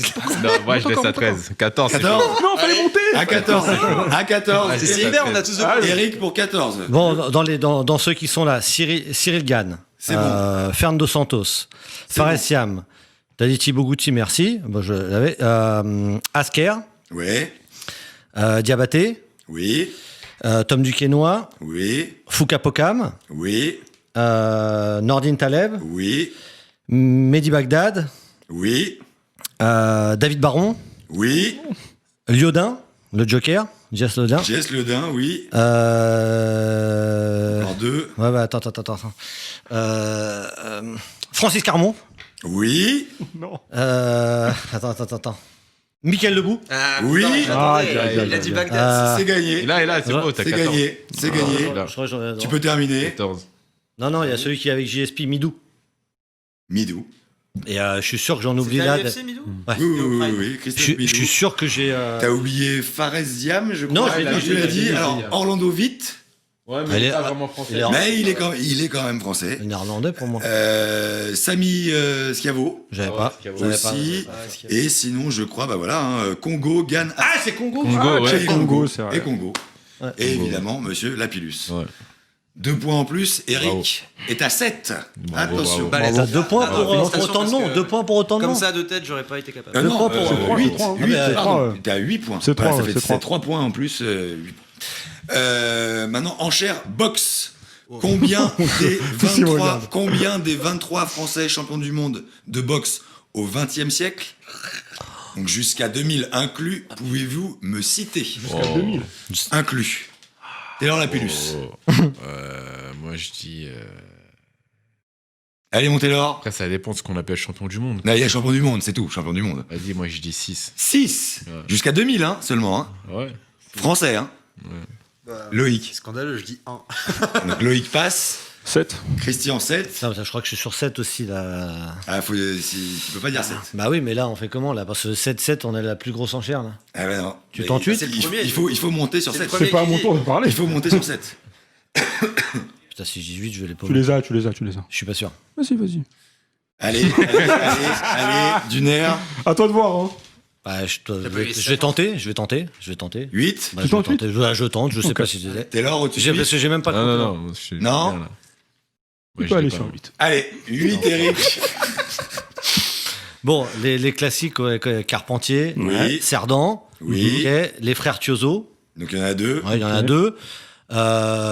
Julien Orsi, Ouais. Oui. ça je me souviens très bien, contre Curie, René Jacot. Ouais. Oui. Ça j'ai vu avec mon père, je me souviens très bien. Merde, putain. Bénichou, Oui. Putain, Je dirais que c'est des cyclistes. je crois que je coince là. Encore Tu un. vois, Il en et manque là- plus qu'un. Putain, je suis con. Il en manque plus qu'un. Bah. Putain. Ah merde. Aïe, aïe, Et aïe. là, je crois. Toi, tu l'as. Allez. Moi, j'ai rien du tout. Encore 5 secondes. Putain, non, je me. Non, parce qu'après. Je crois que Ah là là là là, et c'est perdu. Donc c'est 2 points pour nous tous. 2 points pour tout le monde. Donc, 5,5 pour moi. Georges Carpentier, Eugène Criqui, Criqui. André Routis, Émile Pladner, Marcel Thiel, Marcel Cerdan, Robert Cohen, Alphonse Halimi, René Jacot, Fabrice Bénichou, Taoufik Belbouli, Christophe Tiozo, Gilbert Délé, Anaclet Wamba, Putain. Thierry Jacob, Il y a- Daniel Londas, Fabrice Tiozo, Jean-Baptiste Ouais. Mendy, Mais oui, Mendy. Laurent Boudouani, Khalid Railou, Ouais. Hassine Chérifi, Julien Lorcy et le dernier, Bruno Girard. Il n'y a pas Victor Young Perez. Écoute, il ne fait pas partie de ma Ok. liste. L'ego de merde avec ce 8. Je savais Donc- que j'avais 7 en fait. 8 points pour Eric, 6 pour Christian, 5,5 pour Loïc et 4 pour Taylor. Ah, j'avais 2 mois. Ah, t'avais Ah deux oui, pour t'avais tout le 2, monde. bango. Enchère MMA à nouveau. Ouais. Ils sont 9 fighters à avoir participé à 5 combats UFC pendant la même année. On parle de combats UFC depuis les Fertitta, hein, UFC moderne. Ok. Combien d'entre eux pouvez-vous m'en citer sur les 9? Sachant que si vous citez les 9, c'est 10 points. Répète la question. Ils sont 9 fighters à avoir participé à 5 combats UFC pendant la même année. Combien d'entre eux pouvez-vous me citer? Ils sont 9 à avoir fait 5 combats dans la même année. Ouais. Oh. Je peux t'en citer 2 seulement. 2, Loïc. Je veux dire 4. 4 pour Je Loïc. crois pas, mais bon, je vais essayer. Christian, il lâche pas sa ceinture, Ouais. mon gars. Je suis encore en course, donc je regarde avec moi. T'as dit 4 Ouais. Je suis même pas sûr d'eux. Je dis 2, mais je suis même pas sûr. Parce que si je dis 4, est-ce que c'est à moi d'aller Non, ou non? faut- Alors, faut augmenter. bah non, je te laisse alors.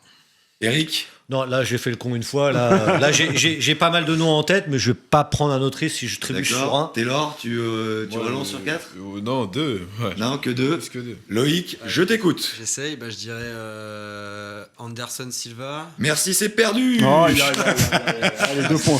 Moi j'en ai 2 sûrs. Donc, deux sûrs. Moi, 2 j'aurais- points pour tout le monde. Ortiz. Moi, j'aurais dit Diego Sanchez et Donald Cerrone. Alors, Chris Leben, Cerrone, Roger Huerta, Donald Cerrone, Ouais, c'est revenu.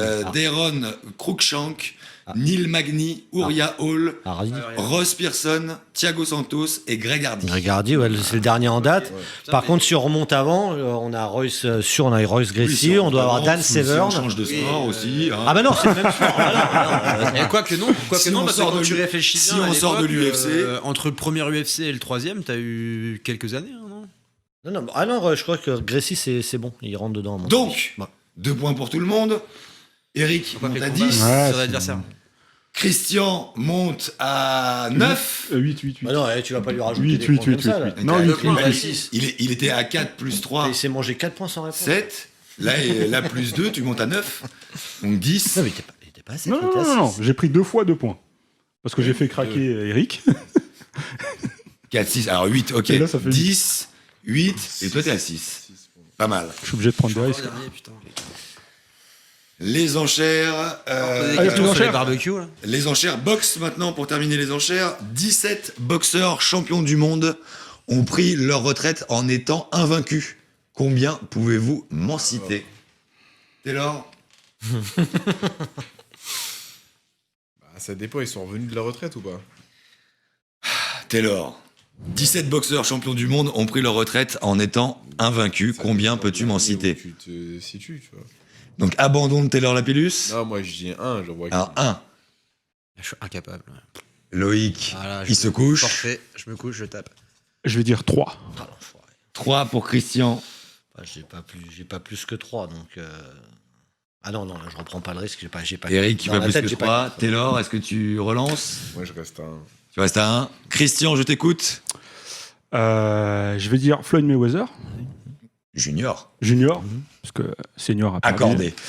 Je vais dire également Rocky Marciano. Absolument. Et le troisième que je vais donner, c'est le Gallois Joe Calzaghe. Il termine invaincu. Joli. Merci. Joli, parce qu'il y avait quand même plus facile avec André Ward. C'est vrai. Quand même. C'est vrai. Donc, Michele Aboro, Nicolas Adams, Jimmy Barry, Joe Calzaghe. Ceux qui ont terminé invaincus, je me permets de te couper, ne sont pas forcément les plus Non, connus et bien sûr. les plus renommés. Kim Ji-won, Mihai Leu, Ricardo Lopez, Rocky Marciano, Terry March, Floyd Mayweather Jr., Jack McAuliffe, je sais pas trop comment prononcer son nom, Sven Hotke, Dimitri Pirog, Harry Simon, Edwin Valero et André Ward. Edwin Valero. Donc, Bon, attends, on non, en en étant est dernier de parole, moi je me fais quand même avoir. Ouais, parce que j'en ai 9, 3 aussi, quelque part. 9 à 10. Ah non, je prends 3 points, non? Non, il est à 8. Alors, T'as vu, 11. je passe devant. Alors, 11. 11 à 10. Moi, je suis pas Dominique Reyes, tu vas pas me... ça va- ça va être Je vais me raconter, hein. Deux qui suis-je pour terminer? Oh, mon Dieu. Alors, entre 4 et 1 point. Ah, il faut que j'assure, là. On commence avec le qui suis-je MMA. Top. Attendez, je me mets un peu dans la peau de Julien Lepers. Ça Vas-y. fait plaisir. Je suis né en 1979 à Nicosie. Mon grand-père paternel était polonais et a quitté son pays natal en 1939 après l'invasion allemande. Mon père était militaire et ma mère est irlandaise. À 8 ans, je commence le jiu-jitsu, mais japonais, pas brésilien. À 15 ans, je commence le MMA amateur. À 18 ans, je décide d'arrêter les arts martiaux pour vivre une vie normale. Mais moins d'1 an plus tard, je commence à pratiquer la boxe, le kickboxing et le karaté. Assez rapidement, je deviens champion national de kickboxing, puis j'arrête en 98 avant de revenir et de regagner mon titre national. Suite à ce second titre, je dois à nouveau arrêter l'entraînement à plein temps pour trouver un vrai boulot. J'ai travaillé à l'usine, dans des abattoirs et pour des entreprises de démolition. En parallèle à cela, j'ai aussi été tour à tour tapissier, facteur, carreleur, plâtrier et vendeur. En 2004, je commence ma carrière pro de MMA au Pride and Glory 2 par une victoire. Suite à ce combat, je serai invaincu en MMA jusqu'en novembre 2007, même si je perds contre Cyril Diabaté lors d'un combat de kickboxing en cage en 2005. Crocop. J'ai signé à l'UFC en 2006 et je deviendrai champion du monde 10 ans plus tard. Entre-temps, je serai sévèrement touché par Vitor Belfort qui provoquera un strabisme irréversible. Non, Michael Bisping, 1 point pour Taylor Lapillus qui monte à 7. mais qui suis-je? J'ai m'embrouille dans le fou. C'est normal, c'est un qui je suis-je. Ah oui, non mais. Je suis le premier anglais champion du monde UFC. bien. Je suis-je Michael Bisping. Bien joué, Taylor Lapillus. On passe au qui je suis-je boxe. Bon, voilà. Attention, vous avez un vrai. Forman. Je pense qu'il va garder sa ceinture là. C'est là-dessus que ça se Peut-être, joue? c'est là-dessus que ça se joue. Ah, putain. Attention. Bien, un point d'avance là. Top. Je suis né à Los Angeles en 1973 dans une famille de boxeurs. Oscar de la Hoya.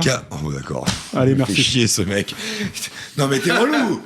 Attends, je m'emmerde avec toi des trucs. 73 Los Angeles, t'aurais même pu dire East Los Angeles. Non mais il est infernal ce mec. Bon, je termine quand même. Dans une famille de boxeurs, car mon grand-père, Prochain mon père épisode, et mon Christian frère est-il étaient... protégé Tiens, 10 pompes, j'étais en train de parler. Allez, 10 pompes pour Loïc. Ah non, allez, hop, 10 pompes. 10 pompes, Loïc. car mon grand-père, mon père et mon frère étaient eux aussi boxeurs. J'ai eu ma première fille 6 mois avant ma première défaite en pro avec un mannequin, actrice et reine de beauté qui me quittera alors que 10 pompes, Christian, le champion. Allez, Christian, le champion, 10 pompes, le champion, 10 pompes. Ah bon, c'est parti. Respectez même pas le champion. Non, il n'y a pas de respect ici. Qui me quittera alors que nous étions fiancés après m'avoir vu au bras d'une autre femme à la télé lors d'une soirée des Grammy Awards. Avant ma première fille, j'ai eu 2 garçons qui sont nés à 9 mois de différence de 2 mères différentes. Ça, c'est une belle prouesse quand même. Puis, j'aurai 2 autres enfants, un garçon et une fille, mais cette fois avec la même femme. En plus d'être un gros baiser, j'ai une vie perso assez agitée. Accusé de viol sur une mineure de 15 ans, j'ai plaidé non coupable et l'affaire a été réglée à l'amiable. J'ai aussi été au cœur d'une affaire médiatique suite à la publication de photos de moi habillé en femme. Après avoir longtemps déclaré haut et fort que ces images étaient truquées, je reconnaîtrai plus tard qu'elles sont vraies, tout en avouant mes addictions à l'alcool et à la cocaïne. Je suis resté invaincu en carrière pro pendant 6 ans et demi. J'ai boxé dans 6 catégories et remporté 10 titres mondiaux et une médaille d'or olympique. Je ne compte que 6 défaites: Trinidad, Mosley 2 fois, Hopkins, Floyd et Pacquiao. Pour 39 victoires, je suis Oscar De La Hoya. Bravo à notre champion Christian. Undisputed pour le moment, double champion en titre. Merci messieurs pour cette émission. Merci à la First Team Sport pour cette décoration. On aura noté ces belles photos qui décorent ce studio maintenant. Merci à vous de nous avoir suivis. Merci pour les presque 20 000 plays que nous avons eu pour Bagarre Générale 2. Bravo messieurs, c'est aussi bravo à toi Adrien. Rejoignez-nous sur les réseaux sociaux. Instagram et Twitter et donc sur YouTube Bagarre Générale et sur la chaîne de First Team Sport. On vous donne rendez-vous dans 2 semaines pour un numéro spécial Fury Wilder 2. D'ici là, faites attention à vous. À bientôt. À bientôt, ciao.